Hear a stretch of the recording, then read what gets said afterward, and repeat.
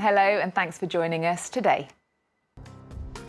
He's probably best known for having taught Brad Pitt to paint, or perhaps for his portrait of the German Chancellor Angela Merkel on the front of Time magazine. Guest also painted the last picture of poet Seamus Heaney before he died. Now he's unveiled 18 works in Paris exploring the suffering and loss caused to ordinary people by the period of history known as the Troubles in his native Northern Ireland. Let's go and meet Colin Davidson.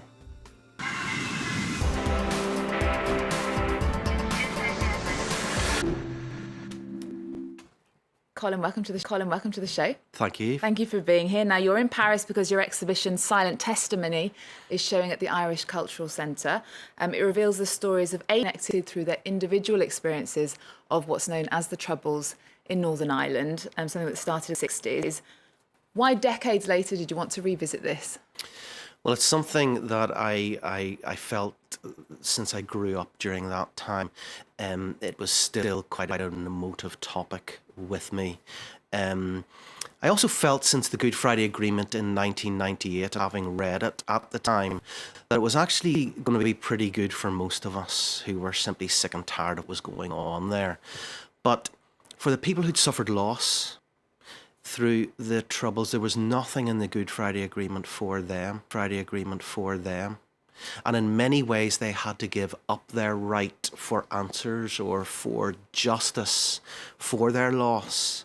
And we all hoped as a society, I think, that this massive section of our community would in some ways get the answers or the justice that they deserved. But as the years have gone on since 1998, we realise that it hasn't been broached as a topic in any successful or meaningful way. So whenever I started my paintings of large-scale heads in 2010, I realised that as an artist, I may have found a way to express how I felt. Okay, well, the works do actually speak for themselves, so let's take a look.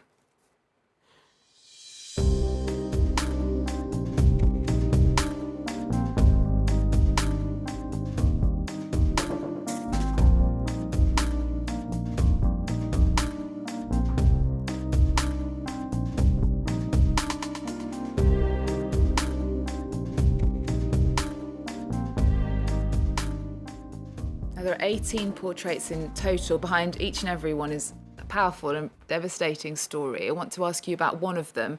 It's the one that's on the flyer for the exhibition. Yeah, this is Virtue Dixon.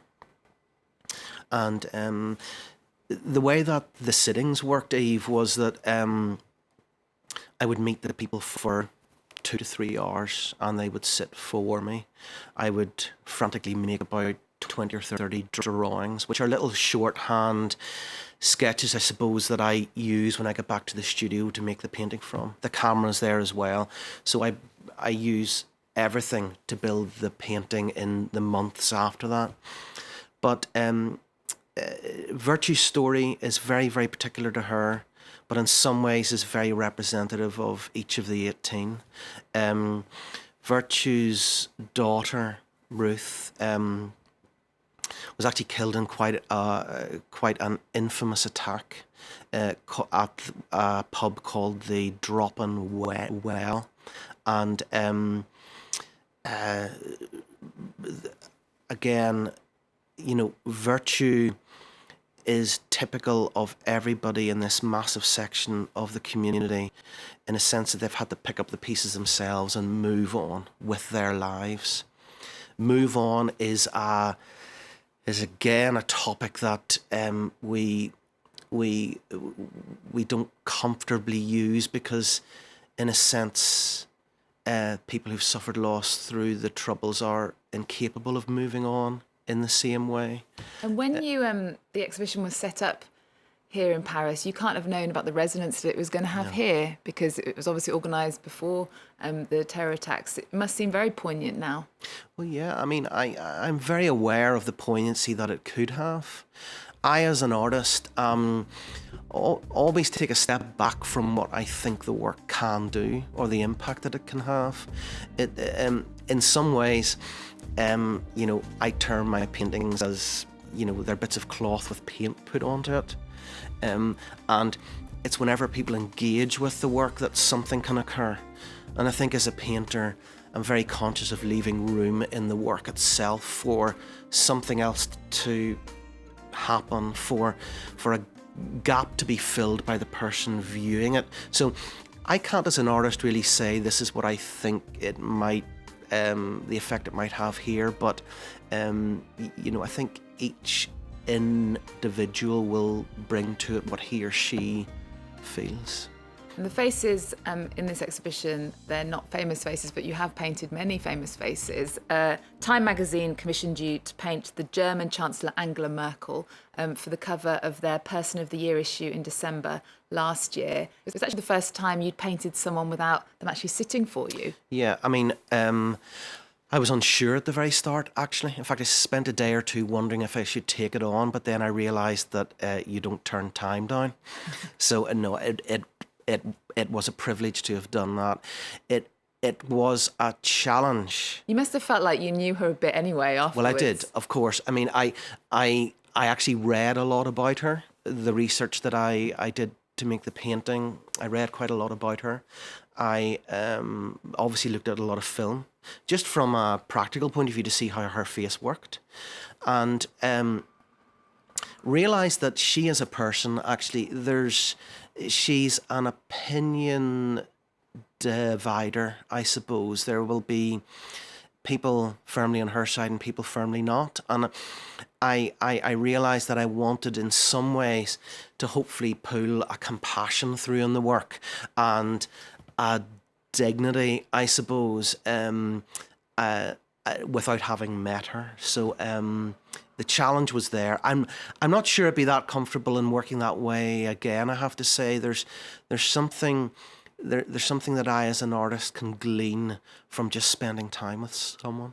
Some of the people that you have spent time with then are Ed Sheeran, Liam Neeson, Sir Kenneth Branagh, and Brad Pitt is probably the most famous. He actually got in touch with you because he wanted you to teach him how to paint. That's right. And you turned him down at first. Well, I think what happened was, it wasn't that I turned him down. His attorney contacted me and wouldn't allude as to who his client was. So I simply said, look, I don't really teach, and I wouldn't be that comfortable in teaching on a one-to-one. And anyway, he'd said that his client was in London for a period of time. And I thought, surely there's someone there who can teach your client to paint. But no, they were reasonably insistent that it was me, and I flew across to London. And what was he like? It was the circumstances of the teaching, or the time we spent together, was very much that it was a meeting of friends after a period of time. We set an easel. We set painting in teaching in a group scenario is fine, because you can spend 5 minutes with each person and work your way around a class. But on a one-to-one, we often set something up and we both painted it. He's incredibly down to earth. Is he any good? Well, yes. He is. In fact, yes. I would love to get the opportunity again, which I think I will, to say to him that it certainly would be something I would love to see, a one-man show of his own work. Oh. Because there's actually something there, and he's passionate. He's passionate about the craft. He's passionate about art, and that comes across. And his willingness to learn, but also I really do think that there is an innate gift there. Okay, well, that's exciting. We're really running out of time, but you were also the last person to paint Seamus Heaney before he died, the poet. What was that experience like? Well, of course, you've no idea as a painter that it's going to be the last one. And so I just made a painting of him. I was very aware of his work, and I think I approached it from a craft point of view, very much almost as if I was digging the landscape. So the painting itself has almost a turf-cut Irish landscape feel to it. Very, very aware of that. I thankfully got an opportunity to let Seamus see the painting before he passed away, and sadly, the painting has become the last one that he sat for. And it now hangs in the Ulster Museum side by side with the first one that he sat for. Okay, very quickly, who would you most like to paint, if you could paint anyone? It's a very good question. Assuming you're going to say no, of course. But no, I tend to not have that as an approach. I tend to just wait and see what comes my way. All right, well, we're going to play out with music, Colin, that you've chosen. You've picked the Irish singer Glen Hansard's Her Mercy. Tell us about this choice. Well, I met Glen back in 2010, made a painting of him. In fact, I've made a couple of paintings of him since, but I got to know Glen quite well and now consider him a friend, a close friend. And he used the painting for the cover of the album Rhythm and Repose that he brought out in 2012, which I love. But the album which he's got now currently is a phenomenally strong piece of work, and I went to see him live and was completely struck by this particular track. Okay, well, we'll look forward to listening to it. Colin, thank you so much for coming in and speaking to us on France 24. Now, your exhibition Silent Testimony is showing at the Irish Cultural Centre in Paris until March. Remember our website. We're also on Twitter and Facebook. There's more news coming up on France 24 after this.